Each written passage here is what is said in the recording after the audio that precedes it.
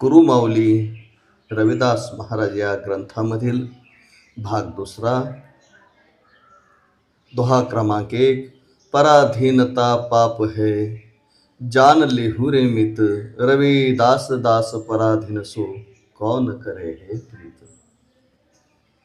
पराधीन को दीन क्या पराधीन बेदीन, रविदास दास पराधीन को सब ही समझे हीन। गुरुमाऊली रविदास या दोह्यात सांगतात की पराधीनता म्हणजे दुसऱ्यावर अवलंबून राहणे हे मोठे पाप आहे। जो मनुष्य स्वतःचा स्वाभिमान गमावून दुसऱ्याच्या दयेवर जगतो त्याला समाजात सन्मान मिळत नाही।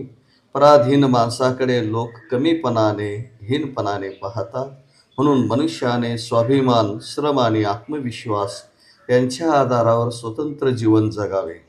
त्यावरील अभंग। पराधीनतेच्या जाळ्यात अडकला जीव सारा, स्वाभिमान हरपून अंधार झाला दारा। ज्याच्या हाती श्रम नाही, ध्येय नाही ठाम, तोच माणूस जगामध्ये हरवितो आपला नाम। रविदास म्हणती उभा रहा सो कोष्टांच्या बळावर, दास्याची ही साखळी तोडा आत्मज्योतीवर। पराधीन जीवाला येथे कोण देई मान, स्वतःच्या कर्तृत्वाविन रिकामे होते भान।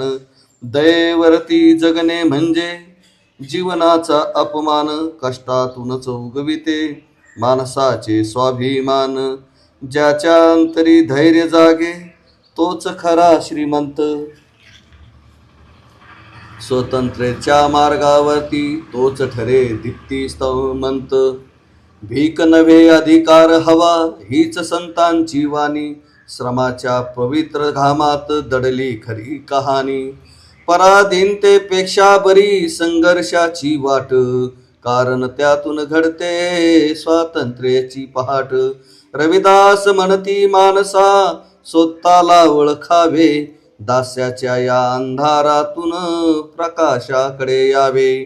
स्वाभिमानाचा दीप घेऊनी चाल पुढे निर्धार, मानवतेच्या या वाटेवर होईल नवा संसार। या दोह्याच्या माध्यमातून गुरु रविदास महाराज आपल्याला दुसऱ्यावर अवलंबून राहू नका, दुसऱ्यावर अवलंबून राहण्यास हे जग आपणास दास समजते, गुलाम समजते आणि आपल्यावर कोणी प्रेम करत नाही। म्हणून दुसऱ्याच्या दयेवर जगण्यापेक्षा स्वतःच्या मनाने सन्मार्गाने आपण आपला मार्ग शोधा आणि या दास्यामधून मुक्तता घ्या। यामध्येच बुद्धाच्या त्या वाक्याची आठवण होते, आत्मदीप भव स्वयं प्रकाशित हो।